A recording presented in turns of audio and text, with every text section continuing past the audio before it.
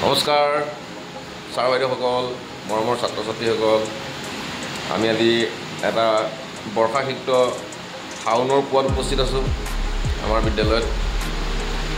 শনিবাৰ, বিদ্যালয় যিহেতু আৰম্ভ হৈছেহে, ছাত্ৰ ছাত্ৰী কম, মনৰ কথা পাতিবলৈ আগবাঢ়িম। ভৱিষ্যতৰ লক্ষ্য এতিয়া মোৰ পৰা ক'ব, আমাৰ কি ক'বা, ভৱিষ্যতৰ লক্ষ্য, জীৱনৰ লক্ষ্য মানে জীৱনৰ লক্ষ্য তুমি কি হোৱাৰ মানে সপোন দেখিছা ডাঙৰ হৈ? ডাক্তৰ, চিকিৎসক। আৰু অৰ্জনা কোৱা? ডান্সাৰ, নৃত্য মানে প্ৰতিযোগী। আৰু তুমি? তুমি প্ৰতিভা মানে মই এটা কথা কওঁ, প্ৰতিভা এতিয়া মই অভিনয় কৰিব পাৰোঁ, মই লিখিব পাৰোঁ, গান গাব পাৰোঁ, গান আৰোপিত কৰিব পাৰোঁ, এইটো কথা নহয়। ছবি আঁকিব পাৰোঁ। বাইদেউ আহি গ'ল আমাৰ।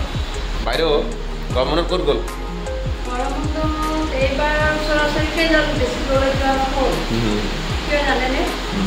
খুব গৰমো পৰিল আৰু মোৰ অলপ মাটি বাৰীৰ কাম আছিলোঁ, সেয়া কাম কৰিলোঁ।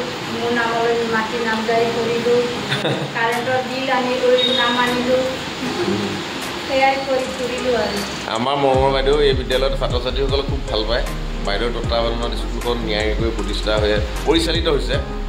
ছাত্ৰ ছাত্ৰীসকলে খুব মৰমেৰে বাইদেউৰ লগত থাকে, সহানুভূতি থাকে। বাইদেউ এওঁলোকক হেৰি সুধি আছোঁ, জীৱনৰ লক্ষ্য সুধিলোঁ। কেইগৰাকীমান কৈছে ডান্সাৰ। চবৰে নিজৰ নিজৰ জীৱনৰ লক্ষ্য থাকে। এণ্ডলেছ লাইফ উইদাউট কি দাদা কথা নোহোৱা নাও নিচিনা। সদায় মানুহৰ জীৱনৰ এটা লক্ষ্য থাকিব লাগে, গম পোৱা নোপোৱা? আমি এইটো কৰিমেই বুলি সদায় এটা আই কেন ডু ইট, সদায় ৰাতিপুৱা উঠি ক'ব লাগে আই কেন ডু ইট, মই পাৰিমেই, আই কেন ডু ইট। বাইদেউ ধন্যবাদ জনাইছোঁ। আকৌ শুনিবলৈ গৈ আছোঁ, কিন্তু এটা কথা কওঁ, কলা কলা মানে কি জানা, ৬৬ কলা, যেনে কলাগুৰু বিষ্ণুপ্ৰসাদ ৰাভাই গোটেইখিনি কলা জানিছিল। ছবি আঁকিব জানিছিল, নটৰাজৰ নৃত্য, তাণ্ডৱ নৃত্য কৰিব পাৰিছিলে। সেই কথাটো, কলাটো কিন্তু জীৱনৰ বৃত্তি নহয়। আজিৰ যুগটো বৰ মানে, এতিয়া ঘৰ এখন চলাবৰ কাৰণে নৃত্যৰ নৈমিত্তিক প্ৰয়োজনীয়। প্ৰথম হ'ল চাউল, কাপোৰ, সেইটোতো লাগিব। তাৰ কাৰণে আমাক জীৱিকা এটা লাগিব। জীৱনৰ লক্ষ্য এটা থাকে আৰু হবি থাকে, প্ৰিয় hobby, aim in life and your hobby. কি কৰি ভাল পোৱা, কি কৰি ভাল পোৱা বুলি ক'লে কলাটোক আমি প্ৰশংসা কৰিব লাগিব।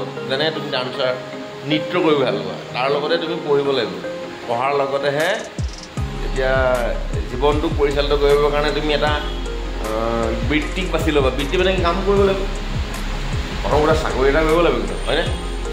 আমাৰ জনতাক সুধিব বিচাৰিছোঁ, চাকৰি এটা লাগিব নালাগিব? চাকৰি বুলিয়ে নহয়, ব্যৱসায়, চাকৰি, য'ৰ পৰা অৰ্থৰ উপাৰ্জন হয়, তাৰ লগে লগে চিত্ৰ আঁকি যাব লাগিব, গান গাই যাব লাগিব, নৃত্য কৰি যাব লাগিব, যি ভাল পাব, ক্ৰীড়া মানে খেলত পাৰদৰ্শী হ'ব লাগিব।